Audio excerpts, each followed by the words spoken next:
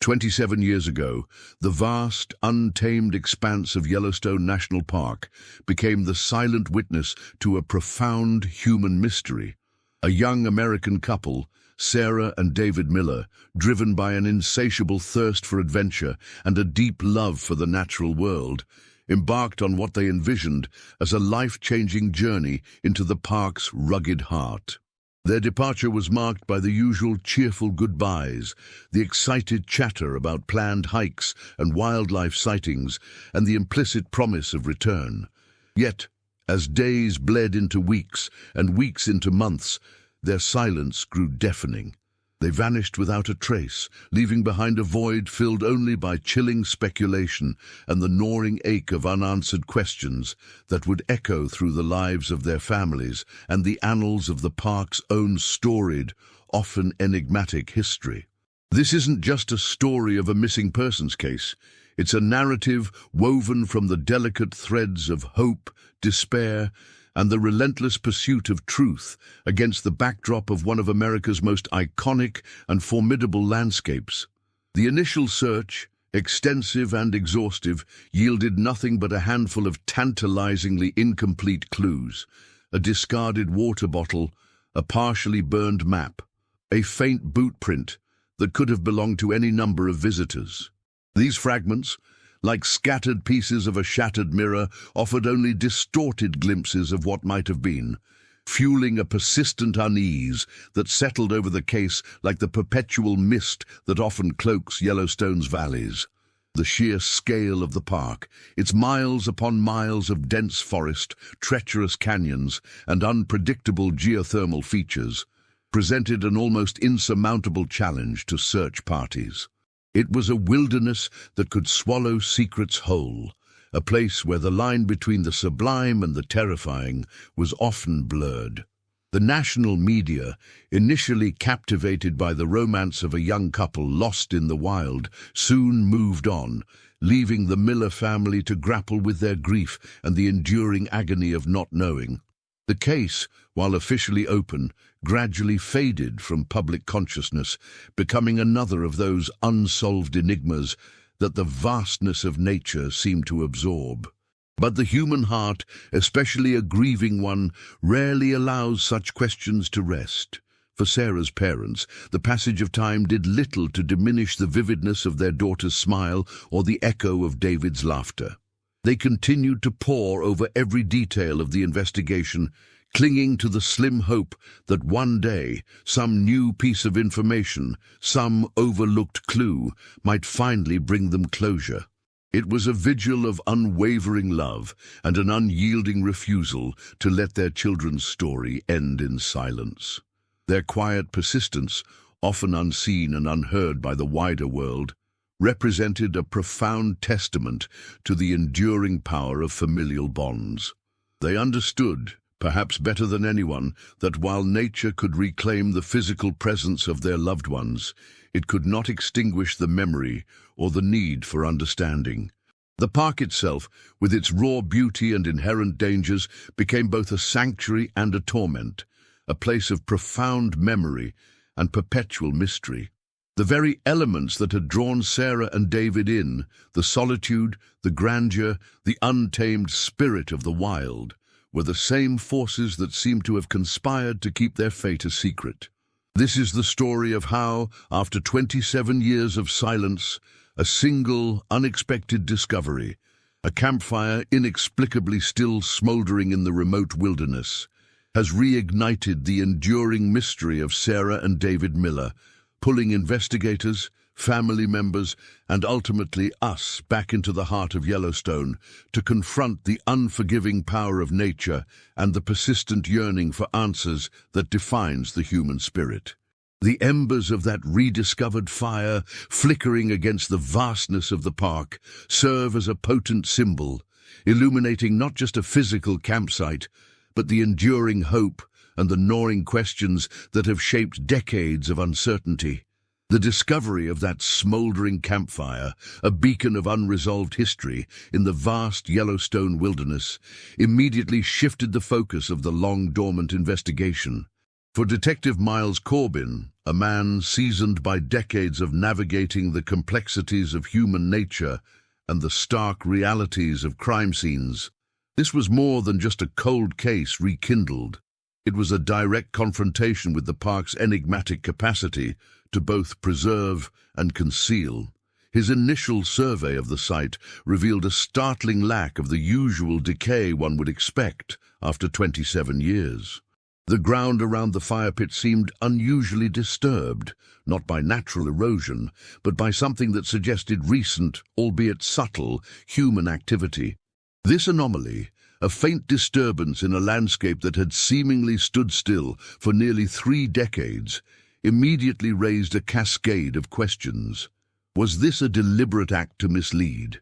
Or was it an accidental rediscovery by someone else? Someone who perhaps knew more than they were letting on?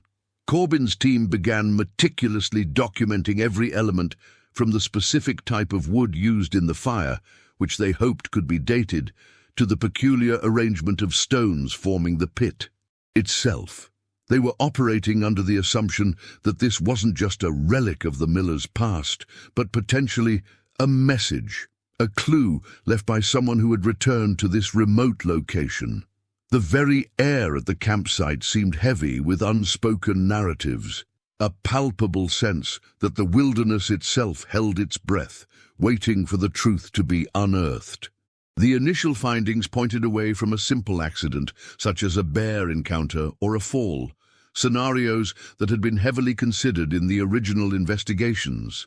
Instead, the meticulous nature of the site, the almost deliberate preservation of certain elements, hinted at a more complex, perhaps even deliberate human intervention. This subtle deviation from expected patterns of nature's reclamation was the hook that pulled Corbin deeper into the mire of possibilities, each one more unsettling than the last. Now, consider how this applies when you face a situation where the evidence seems to contradict the most straightforward explanation. It's in those moments of subtle anomaly, those deviations from the expected, that the real work of discovery often begins. The park's rangers, intimately familiar with its every contour and hidden corner, provided invaluable historical context. They recalled no unusual activity in that specific sector around the time of the miller's disappearance, nor any reports of similar campsites being established in the intervening years.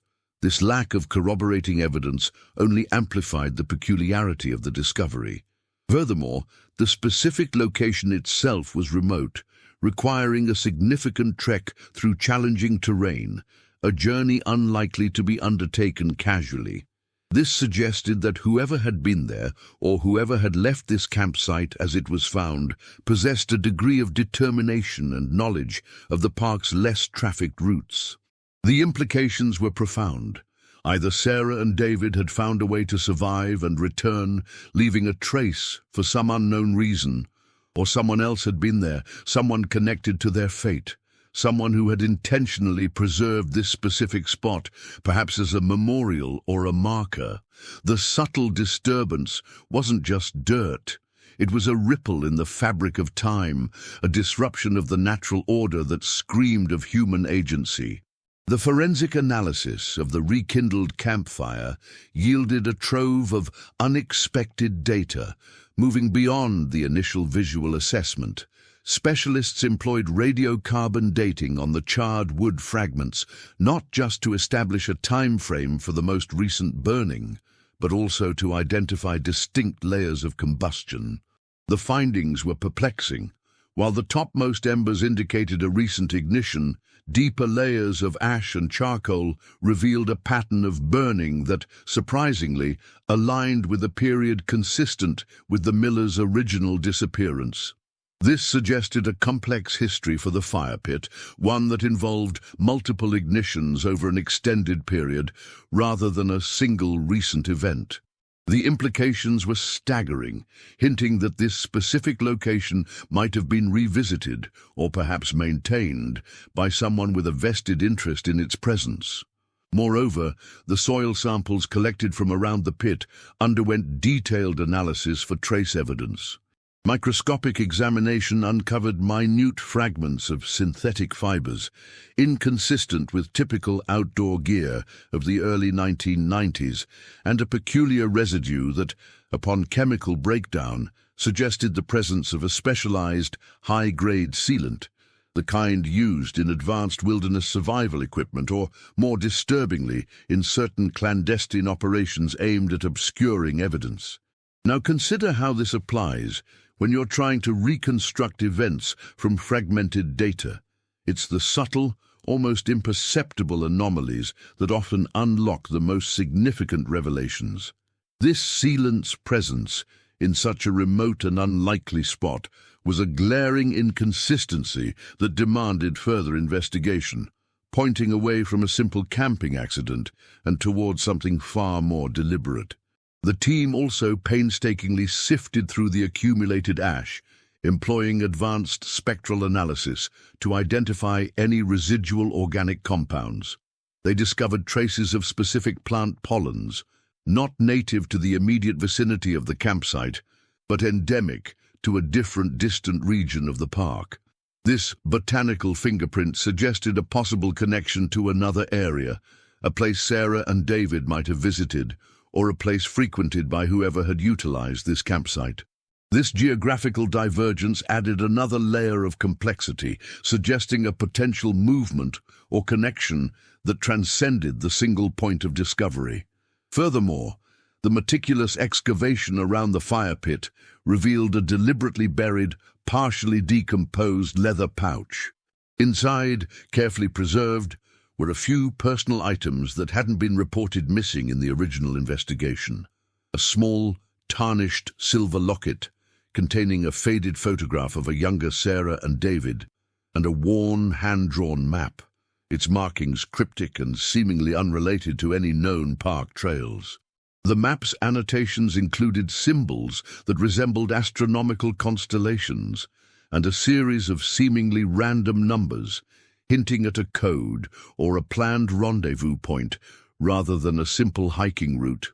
This discovery shifted the investigation's focus from passive disappearance to active, perhaps clandestine, activity. The preservation of these items, coupled with the unusual nature of the campsite itself, painted a picture of intentionality, a deliberate act of leaving a breadcrumb trail, or perhaps a final poignant message. The careful burial and subsequent rediscovery implied a level of planning and foresight that was deeply unsettling. The discovery of the sealed pouch and its contents immediately pivoted the investigation towards a more active and, frankly, more disturbing interpretation of the miller's fate. The presence of specialized sealant, the unusual fibers, and the carefully preserved personal effects suggested not a random act of nature, but a deliberate, possibly clandestine operation. This realization prompted a deep dive into the millers' lives in the months leading up to their disappearance, searching for any indication of unusual activities, secret meetings, or affiliations that might explain such deliberate concealment. Investigators began re-examining their financial records, phone logs, and even their personal correspondence, looking for anomalies that might have been overlooked in the initial, more conventional search. A particularly intriguing avenue of inquiry emerged when a former colleague of David's, speaking anonymously, recalled David's increasing fascination with cryptography and his participation in online forums dedicated to complex puzzle solving and information exchange.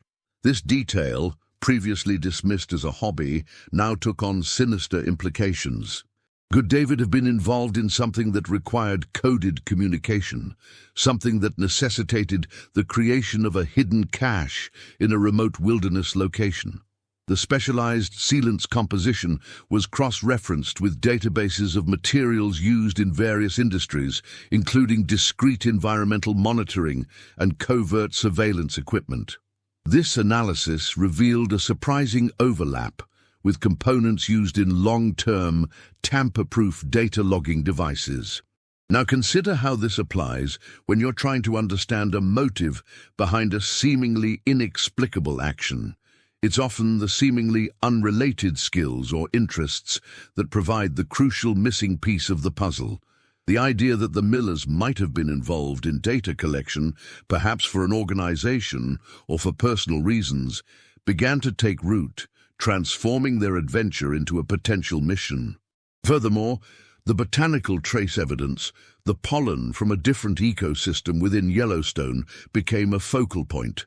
Advanced GIS mapping and historical ecological data were employed to pinpoint the most likely origin of these specific pollens. This analysis narrowed the search to a series of geothermally active areas known for their unique microclimates and rare flora, regions that were seldom visited by the general public due to their remoteness and environmental sensitivity. The implication was that the Millers, or whoever used this campsite, had traveled between distinct ecological zones within the park, a journey that required significant planning and a detailed understanding of the terrain. This geographic divergence suggested a deliberate pattern of movement, perhaps to avoid detection or to access specific locations for their clandestine activities. The tarnished silver locket, with its faded photograph, initially seemed like a simple sentimental keepsake. However, a closer examination under high magnification revealed microscopic etchings on the inside of the locket's clasp. These etchings, almost invisible to the naked eye, were identified by a forensic linguist as a series of alphanumeric characters, forming a complex cipher. This discovery validated the earlier suspicions about cryptography and suggested that the locket itself was not merely a memento, but a component of a larger encoded message. The sheer effort involved in creating and concealing such a cache, coupled with the cryptographic elements, painted a picture of individuals engaged in activities far removed from a typical wilderness excursion. The park, once perceived as the stage for a tragic accident, was now being re-evaluated as a potential operational theater. The complexity of the clues suggested a level of sophistication that challenged the initial narrative of a lost couple, hinting instead at a deliberate, perhaps even dangerous, undertaking that had ultimately gone awry, leaving behind only these carefully curated yet deeply enigmatic remnants. The carefully chosen words in a hidden message, the specific materials used in a seal, the unique pollen on a shoe. These are the subtle details that, when pieced together, can unravel a story far more intricate than initially imagined. The implications of the Millers possibly being involved in clandestine activities extended beyond mere data collection. Investigators began to explore the broader landscape of fringe organizations and covert operations that might have operated within or utilized remote wilderness areas like Yellowstone during the 1990s. This era was characterized by a surge in technological advancements in communication and surveillance, alongside a parallel increase in the activities of various groups, some driven by ideology, others by profit, and some with motives entirely shrouded in secrecy. The specific nature of the sealant and the potential use of specialized equipment pointed towards a level of sophistication that suggested access to resources beyond those of an average couple on vacation. This led to a re-evaluation of the initial search parameters. Perhaps the Millers weren't merely lost hikers, but individuals actively evading detection or engaged in an operation where their disappearance was either a calculated risk or an unintended consequence. Now consider how this applies when you're trying to understand the context of a seemingly isolated event. It's by examining the wider currents of the time that we can often find the most compelling explanations. The park's vastness, its geothermal features, and its often inaccessible terrain could have provided an ideal, albeit dangerous, operational base, offering natural camouflage and a significant buffer against surveillance. The discovery of the micro-etchings on the locket's clasp, identified as a sophisticated cipher, opened an entirely new investigative pathway.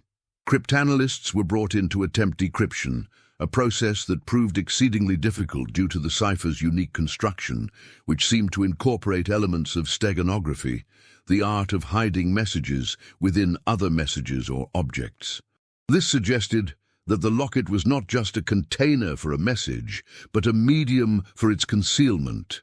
The complexity of this encryption hinted at a highly trained individual or group, capable of developing and implementing such advanced techniques. The research into the specific pollens found at the campsite revealed a remarkable correlation with the unique botanical profiles of the Norris Geyser Basin, an area known for its extreme geothermal activity and its distinctive, almost alien, landscape. This region, while accessible, is not a typical tourist destination due to its volatile nature and the pervasive sulfurous fumes. The presence of these specific pollens strongly suggested that the millers or their associates had spent significant time within this geologically active zone, perhaps utilizing its remote pockets or unique environmental conditions for their undisclosed purposes. This geographic link was critical as it provided a potential secondary location for the investigation, a place where further clues might be found, or where the nature of their activities might be better understood. The possibility that the millers were not victims of circumstance, but participants in a deliberate, covert operation, began to solidify. The carefully orchestrated nature of the campsite, the hidden message, and the specialized materials all pointed towards a level of planning and execution that transcended a simple outdoor adventure. It suggested a mission, with its own set of protocols and contingencies, one where their ultimate fate was a calculated risk, or perhaps a consequence of unforeseen variables within their clandestine enterprise. The very wilderness that had drawn them in for its beauty and solitude was now being viewed through the lens of an operational environment, a complex stage upon which a hidden drama had unfolded. The investigation's trajectory shifted dramatically as cryptanalysts began to unravel the intricate cipher embedded within the locket's clasp. Their initial attempts at standard decryption proved futile, revealing a layered encryption method that combined principles of transposition, substitution, and a unique form of polyalphabetic substitution keyed to astronomical data. This suggested an individual with advanced knowledge of both classical and modern cryptography, someone who understood how to weave complex patterns into seemingly innocuous personal artifacts. The specific astronomical references, when cross-referenced with the dates of the miller's disappearance, pointed towards a particular celestial alignment occurring around the time they vanished, indicating that the heavens themselves might have served as a key to unlocking their secrets. Now consider how this applies when you're trying to decipher a complex puzzle with hidden rules. It's often by recognizing the underlying system, even if it's unconventional, that you can begin to find the solution. This reliance on celestial phenomena hinted at a group or individual with an esoteric or perhaps even a pseudo-scientific bent, moving beyond the realm of typical espionage or criminal activity. Further analysis of the specialized sealant found at the campsite revealed its composition included trace elements of rare earth minerals, typically used in high-precision scientific equipment or advanced geological surveying tools. This discovery deepened the mystery, suggesting that the miller's activities might have involved geological sampling or monitoring in sensitive areas of the park. The Norris Geyser Basin, identified as the source of the unique pollens, is a region of immense scientific interest due to its extreme geothermal activity and the unusual mineral deposits found there. It's plausible that the millers were involved in some form of clandestine research or data collection related to these geological phenomena, perhaps for a private entity or an academic institution operating outside of official channels. This would explain the need for specialized equipment and the careful concealment of their activities. The park's ruggedness and remoteness would have provided an ideal cover for such operations, allowing for discreet fieldwork away from public scrutiny. The anonymous colleague's recollection of David Miller's interest in cryptography and online puzzle-solving forums proved to be a crucial lead, prompting investigators to delve into archived digital communications from that era. They discovered that David had been actively participating in a highly encrypted online forum dedicated to discussing theoretical physics, advanced mathematics, and what were termed unconventional data acquisition methods. Within these discussions, he often alluded to a project he was working on, describing it as mapping the unseen frequencies of the Earth. While these statements were initially dismissed as abstract musings, in light of the new evidence, they took on a far more literal and potentially dangerous meaning.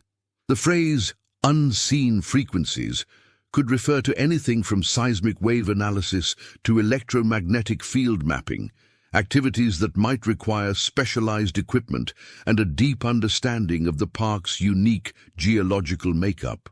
The hand-drawn map found in the leather pouch, with its cryptic symbols and astronomical notations, was subjected to a rigorous comparative analysis against various cartographic and scientific databases. It was discovered that some of the symbols bore a striking resemblance to early theoretical models of subterranean energy pathways and geothermal conduits, concepts often explored in fringe scientific circles.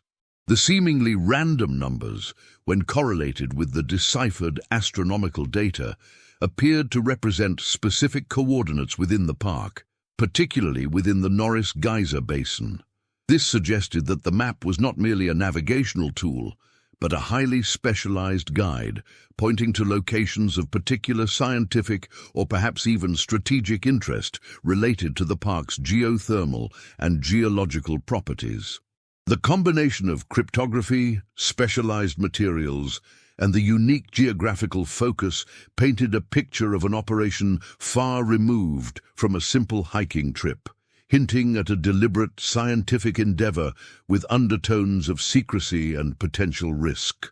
The intricate layering of encryption and the specialized minerals within the sealant pointed towards a sophisticated understanding of both information security and geological science, suggesting the Millers were not merely hobbyists, but potentially involved in activities requiring a high degree of technical expertise and discretion.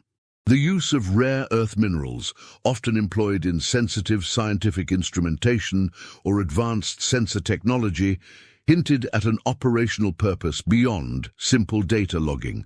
For instance, such minerals are critical components in magnetometers used for detecting subtle variations in the Earth's magnetic field, or in specialized seismic sensors designed to record minute ground vibrations.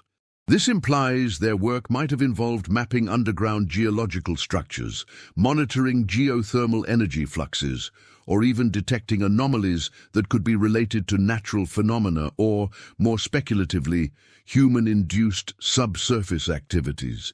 Think of it like trying to understand a complex symphony. You can hear the melody, but it's the subtle interplay of undertones and harmonic resonance, often missed by the casual listener, that reveals the true depth and structure of the piece.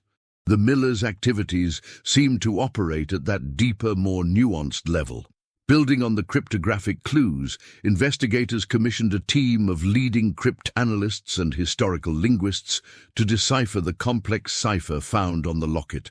Their painstaking work revealed a unique polyalphabetic substitution cipher intrinsically linked to the periodic table of elements, with specific elements and their atomic numbers acting as shifting keys. This method, far beyond the common ciphers of the era, suggested an individual with a background in chemistry or materials science, someone who could conceptualize encryption based on fundamental scientific principles. Consequently, the deciphered text spoke not of personal matters, but of geological survey data, seismic readings, and references to unusual energy signatures emanating from specific coordinates within the Norris Geyser Basin. This data appeared to be a raw, unprocessed log, indicating that the Millers were actively engaged in collecting this information in real time. Furthermore, the investigation into David Miller's online activities uncovered a series of encrypted communications with an anonymous entity known only as Geode. These exchanges, painstakingly recovered from archived servers, detailed discussions about the precise mineral composition of Yellowstone's geothermal deposits and the potential for harnessing or understanding their unique properties. Geode seemed to possess an encyclopedic knowledge of geological anomalies and their potential scientific or even economic implications, while David provided detailed field reports and collected data. The communications hinted at a collaborative effort to map and analyze specific geothermal conduits, with Geode providing theoretical frameworks and David executing the practical fieldwork. This established a potential motive.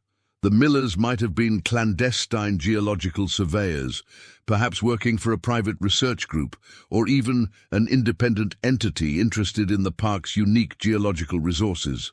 Conversely, the nature of the data itself, raw geological readings and references to energy signatures, raised questions about the purpose of such detailed, covert collection.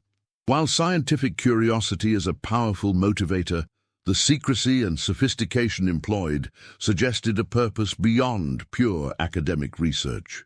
The possibility emerged that they were investigating phenomena that could have significant implications, perhaps related to energy resources, environmental monitoring of sensitive areas, or even more speculative theories concerning Earth's internal processes.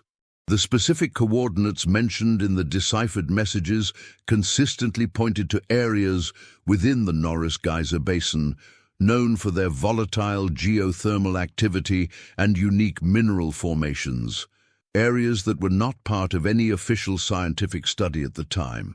This geographic focus underscored the deliberate nature of their fieldwork. Another crucial layer to this emerging narrative involved the analysis of the Millers' personal finances.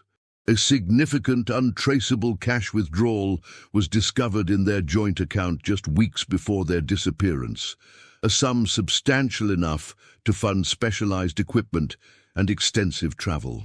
This financial anomaly, coupled with the clandestine nature of their communications and the sophisticated methods employed, solidified the theory that they were undertaking a deliberate, well-funded operation. The cash withdrawal, rather than being spent on typical vacation expenses, was likely earmarked for acquiring the specialized gear and materials needed for their secret geological surveys, further emphasizing the planned and purposeful nature of their expedition. The investigation's trajectory shifted dramatically as cryptanalysts began to unravel the intricate cipher found on the locket. Their painstaking work revealed a unique polyalphabetic substitution cipher, intrinsically linked to the periodic table of elements, with specific elements and their atomic numbers acting as shifting keys.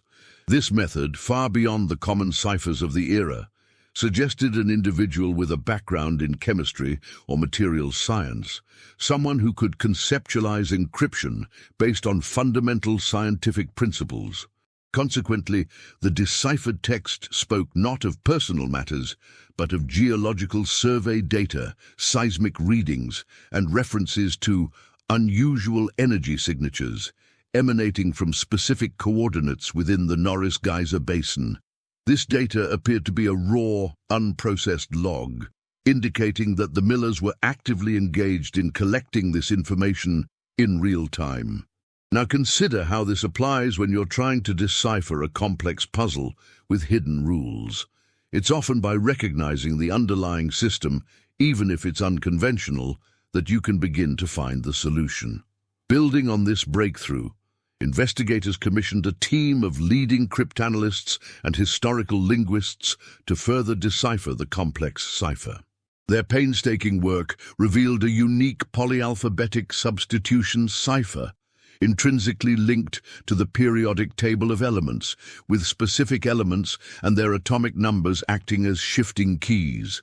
This method, far beyond the common ciphers of the era, suggested an individual with a background in chemistry or materials science, someone who could conceptualize encryption based on fundamental scientific principles. Consequently, the deciphered text spoke not of personal matters, but of geological survey data, seismic readings, and references to unusual energy signatures emanating from specific coordinates within the Norris Geyser Basin. This data appeared to be a raw, unprocessed log, indicating that the Millers were actively engaged in collecting this information in real time. Furthermore, the investigation into David Miller's online activities uncovered a series of encrypted communications with an anonymous entity known only as Geode. These exchanges, painstakingly recovered from archive servers, detailed discussions about the precise mineral composition of Yellowstone's geothermal deposits and the potential for harnessing or understanding their unique properties. Geode seemed to possess an encyclopedic knowledge of geological anomalies and their potential scientific or even economic implications, while David provided detailed field reports and collected data. The communications hinted at a collaborative effort to map and analyze specific geothermal conduits, with Geode providing theoretical frameworks and David executing the practical fieldwork. This established a potential motive. The Millers might have been clandestine geological surveyors, perhaps working for a private research group or even an independent entity interested in the park's unique geological resources. Conversely, the nature of the data itself, raw geological readings and references to energy signatures, raised questions about the purpose of such detailed covert collection. While scientific curiosity is a powerful motivator, the secrecy and sophistication employed suggested a purpose beyond pure academic research. The possibility emerged that they were investigating phenomena that could have significant implications, perhaps related to energy resources, environmental monitoring of sensitive areas, or even more speculative theories concerning Earth's internal processes. The specific coordinates mentioned in the deciphered messages consistently pointed to areas within the Norris Geyser Basin, known for their volatile geothermal activity and unique mineral formations, areas that were not part of any official scientific study at the time. This geographic focus underscored the deliberate nature of their fieldwork. Another crucial layer to this emerging narrative involved the analysis of the Millers' personal finances. A significant, untraceable cash withdrawal was discovered in their joint account just weeks before their disappearance, a sum substantial enough to fund specialized equipment and extensive travel. This financial anomaly, coupled with the clandestine nature of their communications and the sophisticated methods employed, solidified the theory that they were undertaking a deliberate, well-funded operation. The cash withdrawal, rather than being spent on typical vacation expenses, was likely earmarked for acquiring the specialized gear and materials needed for their secret geological surveys, further emphasizing the planned and purposeful nature of their expedition. The investigators, armed with the deciphered locket data and the recovered digital communications, began to probe the shadowy world of private scientific ventures and the murky ethics that sometimes accompanied them. It became evident that Geode was not an individual, but likely a clandestine research consortium, operating with significant financial backing and a vested interest in exploiting unique geological phenomena. The raw data collected by the Millers, particularly the unusual energy signatures, could have been linked to nascent geothermal energy extraction technologies or perhaps even more speculative research into Earth energies. Now consider how this applies when you're trying to understand a motive behind a seemingly inexplicable action. It's often the pursuit of untapped resources or groundbreaking discoveries that drives individuals and organizations to operate outside conventional boundaries. The sheer sophistication of the encryption and the specialized mineral analysis suggested that this consortium was not merely interested in academic exploration, but potentially in proprietary applications, seeking to patent or control access to novel energy sources or geological insights. Further examination of the geode communications revealed a chilling detail: a contingency plan. This plan outlined procedures for asset extraction and information sanitization in the event of operational compromise. The language was stark and impersonal, referring to the Millers not as individuals, but as field operatives.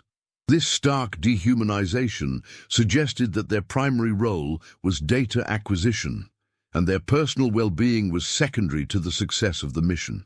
The contingency plan's existence implied that Geode anticipated potential risks, perhaps even anticipating that their operatives might encounter unforeseen dangers or attract unwanted attention within the park's sensitive environment. The specificity of the plan, detailing rendezvous points and communication protocols that seemingly went unused, suggested a level of preparedness that bordered on the predictive. The focus then shifted to the potential environmental impact of the Millers' clandestine activities. The Norris Geyser Basin, with its delicate ecosystem and volatile geothermal activity, could have been irrevocably altered by unauthorized or poorly understood energy extraction experiments. The unusual energy signatures they were mapping might have represented natural fluctuations, or they could have been indicators of experimental procedures that were destabilizing the geothermal system. This raised the disturbing possibility that the Millers' disappearance was not merely a personal tragedy, but potentially linked to an environmental incident, a consequence of tampering with forces they did not fully comprehend or control. The park's own geological history, replete with instances of sudden dramatic shifts in geothermal activity, provided a stark backdrop against which these concerns were amplified. The investigation also delved into the broader implications of such covert scientific operations within protected natural areas.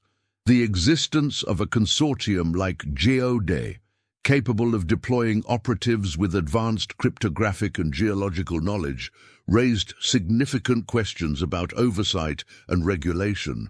If such entities were actively conducting research in national parks, what were the potential ramifications for conservation efforts and the preservation of these vital ecosystems? The idea that scientific advancement could inadvertently lead to the exploitation or endangerment of natural wonders was a complex ethical dilemma, underscoring the delicate balance between human curiosity and environmental responsibility. It highlighted the challenge of safeguarding these pristine environments from unseen forces operating under the guise of progress. Moreover, the concept of information sanitization within the contingency plan introduced a disturbing element of deliberate obfuscation. If the Millers' disappearance was linked to an operational failure or an accident caused by their activities, the plan suggested that Geode might have actively worked to conceal the truth, removing evidence and potentially manipulating the narrative to protect their interests. This would explain the initial lack of definitive clues and the enduring mystery surrounding the case. The possibility that their disappearance was not just an accident, but potentially a consequence of a cover-up orchestrated by a powerful, unseen entity, added a layer of profound unease to the unfolding narrative. It suggested that the wilderness might not only conceal secrets, but actively participate in their perpetuation, aided by human design.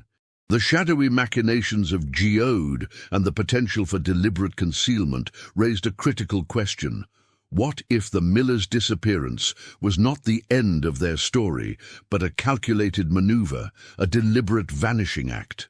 Perhaps their mission wasn't just data collection, but also the secure transfer of sensitive information, a process that might necessitate disappearing from public view to avoid detection by rival entities or even governmental agencies monitoring clandestine research. The contingency plan's mention of asset extraction could be interpreted not as a rescue, but as a method for retrieving the millers themselves or the data they possessed after their mission was complete. Now, consider how this applies when you're evaluating a seemingly tragic event. Sometimes, the most dramatic outcome is the one that was carefully orchestrated. This perspective transforms the park from a site of accidental loss into a stage for a meticulously planned operation, where the wilderness served as an elaborate backdrop for an intentional evasion. Furthermore, the temporal proximity of the large cache withdrawal to their disappearance, coupled with the specific nature of the recovered geological data, suggests they might have been preparing for a period of extended isolation. This could have been to complete their research, to await further instructions from Geode, or to go underground entirely. The unusual energy signatures they were tracking might have been more than just scientific curiosities. They could have been indicators of unique geological conditions that facilitated advanced, perhaps even unacknowledged, technological applications, making the data itself a highly valuable commodity. The retrieval of this information might have been deemed more critical than the operatives' immediate safety or return to society. Consider the possibility that the millers were not simply lost, but purposefully chose a remote, challenging environment like Yellowstone to disappear. Their expertise in cryptography and geology, combined with Geode's resources, could have enabled them to fabricate a new identity or to integrate into a hidden network. The smoldering campfire, then, might not be a marker of their demise, but a meticulously placed breadcrumb, a final signal to Geode that the operation was complete, or that a handover was imminent before they vanished into a new existence. This scenario paints them not as victims, but as active participants in their own enigmatic exodus, using the vastness of the park as their final veil. The implications of such a deliberate vanishing act are profound, suggesting that the mystery of their disappearance is not one of tragedy, but of calculated strategy. It shifts the focus from finding lost hikers to uncovering the existence and motives of the shadowy organization that facilitated their disappearance. The true story might lie not in the unforgiving power of nature, but in the deliberate actions of individuals and entities operating beyond the reach of conventional inquiry, using the wilderness as their ultimate sanctuary and their disappearance as their final, most effective piece of evidence. Reflecting on this journey so far, the threads of intrigue that began with a remote, smoldering campfire have woven a complex tapestry, revealing far more than a simple tale of lost adventurers. The echoes of a meticulously concealed operation, suggested by the very fabric of the evidence unearthed, now resonate with a profound significance. The wilderness, initially perceived as a silent witness to a tragic event, has gradually unveiled itself as a dynamic stage, capable of holding secrets not just through the passive force of nature, but through the active design of human intention. The subtle anomalies, the fragments of specialized knowledge, and the carefully encoded messages collectively point towards a narrative far removed from the realm of the accidental, hinting instead at a deliberate choreography played out against a backdrop of untamed beauty. As we pivot towards the final reflection, consider how disparate elements, when viewed through a unifying lens, can coalesce into a new understanding. The scientific precision interwoven with clandestine communication, the geographical specificity aligned with advanced cryptographic techniques, these are not isolated curiosities, but integral components of a larger, more deliberate design. The layers of meaning, painstakingly peeled back, suggest a progression from a straightforward mystery to a complex paradigm, where the known boundaries of the initial inquiry have expanded to encompass realms of sophisticated planning and hidden purpose. It's akin to observing a vast, intricate mechanism. Initially, one might only perceive the surface gears, but with deeper examination, the underlying principles and the interconnectedness of its components become strikingly apparent, revealing a purpose far more profound than initially imagined. The convergence of these insights invites a contemplation of how deeply buried truths can resurface, altering our perception of events that once seemed settled.